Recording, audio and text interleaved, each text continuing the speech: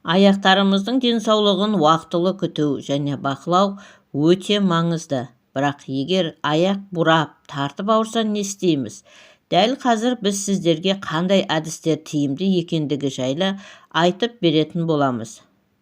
Аяқтың ауруы біздің заманымызда өте жиі кездесетін құбылыс. Өйткені аяқтарға күн сайын ауыртпашылық түседі. Жаяу жүру кезінде біздің аяқтарға күтімнің қажет екендігін жиі ұмытып кетеміз. Бүгінгі күні аяқтың ауырсынуының себептері көбейіп келеді.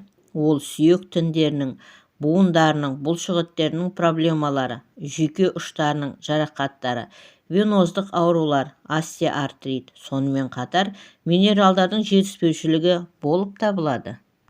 Осылайша осы себептердің әрқайсысы белгілі бір тәсілді қажет етеді, бірақ ауырсынуды жеңілдететін тиімді құрамды табу әрдайым мүмкін бола бермейді. Әсіресе олар егер созылмалы түрге айналса, ендеше не істеу керек? Ұйқыңызды 4 бөліп демалуға мүмкіндік бермейтін түні бойы аяғыңызды бұрап ауыртатын, осылайша әлсірететін аяқ ауруынан қалай құтылуға болады? Бірақ бұған қарамастан проблеманың шешімі бар. Құрметті көрермендер, біз әр бейне ролик сайын сіздер үшін сауықтырудың жаңа әдістерін тынымсыз іздейміз. Ал сіздерден тек каналға жазылуды, лайк басып, қоңыраушаны баса кетуді сұраймыз. Ал дәл қазір біз сіздермен аяқтың ауырсынуына арналған емдік рецепттермен бөлісетін боламыз. Және бұл сіздерге түнде жағымсыз сәттерді мүлдем ұмытып кетуге мүмкіндік береді деген ойдамыз. Егер сізде аяқтарыңыз бұрап немесе тартып ауырғанда не істеу керектігін білмесеңіздер, бұл қарапайым бірақ тиімді әдістердің бірнеше сеанстары аяқтарыңыздың жағдайын біршама жақсартуға қабілетті. Бірінші рецепт. Ыдысқа 2 литр жылы су құйып, кір сабын салыңыз, бірақ иіс сабын емес. Өйткені кір сабын күшті бактерияға қарсы әсерге ие. Сонымен қатар халықтық медицинада бұл саңырауқұлаққа қарсы және емдік өнім ретінде танымал болып келеді. Кір сабын ерігеннен кейін су сүт сияқты ақ түске айналуы керек. Одан кейін біз оған бір уыс ас содасы менен теңіз тұзын қосамыз. Ерігенше араластырыңыз. Бұл жерде шәйнектен тағы бір рет ыстық су араластырып 10 тамшы йод қосыңыз.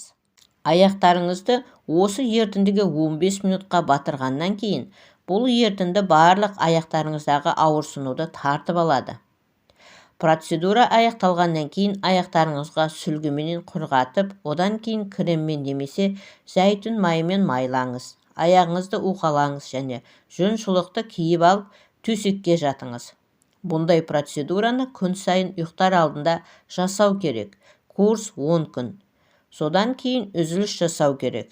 Артынша әл-ауқатыңызға байланысты тағы да қайталауға болады. Ал тамыр проблемалары үшін атап айтқанда варикозды тамырлар мен тромбофлебит кезінде ерітінді жай ғана жылы болуы керек, бірақ ыстық емес. Екінші рецепт. Тағы да кір сабын алыңыз. Емдік комплекс жасау үшін алдын ала үгітілген сабынды аз мөлшерде жылы суда еріту керек. Сабын толығымен ерігеннен кейін көбікті ауыратын буынға жағып, оны оқшаулау керек. Бұл әдіс аяқтар мен буындардағы ауырсынуларды жеңілдетеді. Сонымен қатар буынның қабынуын азайтады және жылдам жазылуына себепкер болады. Үшінші рецепт. Бұл рецепт бойынша сізге емдік жақпамай дайындауға болады. Мұны істеу үшін 50 грамм кір сабын мен 10 грамм ара прополисін алыңыз. Сабынды үккіштен өткізу керек, ал прополис қыздырылған кезде бірден ериді. Сондықтан оны алдын ала сақтаудың қажеті жоқ. Сонымен қатар 2 грамм мумия және өсімдік майы қажет болады. Осылайша біз суды қыздырамыз және су ваннасына 1 кесе май саламыз. Содан кейін мумия таблеткаларын, кір сабыннан кейін баяу ери бастайды. Сол жерге 2 қасық бал қосамыз. Содан кейін кішкене бөліктерден прополис қосамыз.